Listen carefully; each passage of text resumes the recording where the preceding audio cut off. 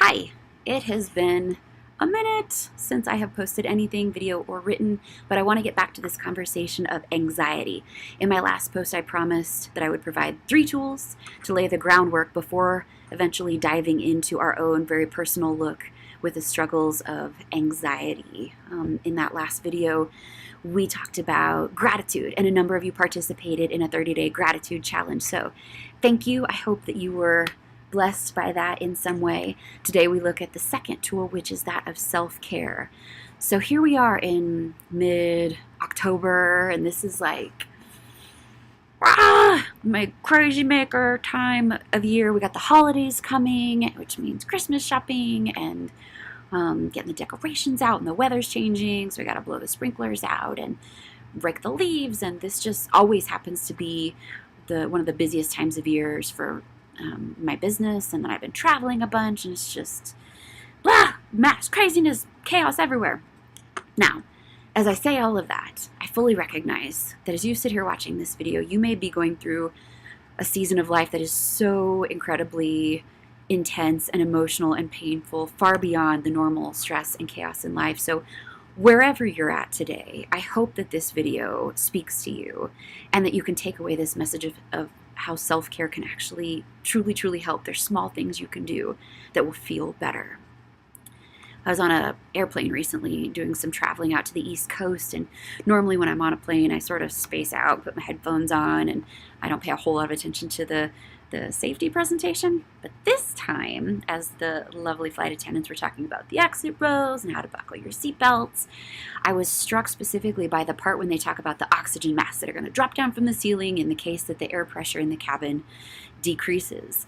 And even more specifically, the part where they specify, make sure you put your own mask on before you try to help anybody else, which is kind of counterintuitive, especially if you're traveling like with your kids, because you want to help them first and make sure that they're okay, and then put your own mask on. But they guide against that. They say you got to take care of yourself first and foremost before you can be good to anybody else. And I notice that in my own life. When I get too busy, things are too chaotic, and I'm not utilizing self-care, I'm not very good to the people around me. I'm more irritable, I'm less kind, I'm less patient, I'm less fun to be around, I'm less clear. And that's to my kids, my friends, my husband, my clients, everybody around me. I'm even including like the cashier at the grocery store. I'm just better. I'm a better version of me when I'm actively participating in self-care.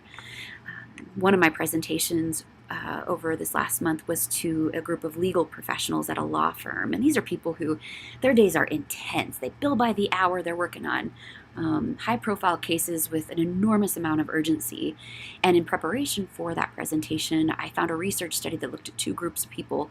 One group of people who, over their lunch break during the day, they kind of bulldoze through it and they multitask. They eat their lunch while responding to emails, on a conference call, responding to text messages, and they kind of just eat while continuing to work throughout their day. And then this other group of people who intentionally take a lunch break more often than not. So they shut their computer down, maybe they even get away from their phone, maybe they go for a walk. At the very least, they just sit and eat their lunch and don't do anything else. That is a great way to self-care. The results of this particular research study showed that that group of people who actually takes a lunch break and makes an intentional effort to turn down the dial when it comes to productivity and efficiency, just for a little while, so that they can eat their lunch, those people were reported to be more efficient, more productive, enjoy their jobs more, and feel more happy than those people who bulldoze their way and multitask through lunch. So it was a good reminder to me to check in and make sure that I'm doing my own amount of self-care. So what does self-care look like? It's different for everybody. It's very personal. In a nutshell, self-care means creating the time and space to do something for yourself that feels good. So maybe that's taking a yoga class or going and getting a mani-pedi. Maybe that's sitting down for Sunday football and watching an entire game with no interruptions, knowing you don't have to do anything else or be anywhere else. Maybe it means taking a walk out in the sunshine for 15 minutes during your day, or closing your eyes for 3 minutes and just breathing before your busy day takes off like a bat out of hell at full sprint. Maybe it means scheduling a phone call with your best friend to talk through something that's difficult going on, or maybe that means calling your local therapist and scheduling a time to come in and work through whatever struggles you're experiencing. So self-care, again, is just something that feels better, something that feels good, and being intentional to do that for yourself so that we can then go out and be more efficient, productive, happy, kind, caretaking, all of these awesome things that we do out in our lives. So I hope that in some way this message strikes a chord for you today. Go self-care. When you get done with this video, shut your computer down, close your eyes, breathe, or take a walk. Something. Go self-care in some way, shape, or form today.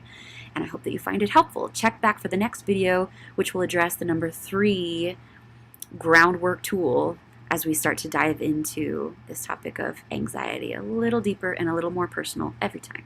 Have a great rest of your day. Bye!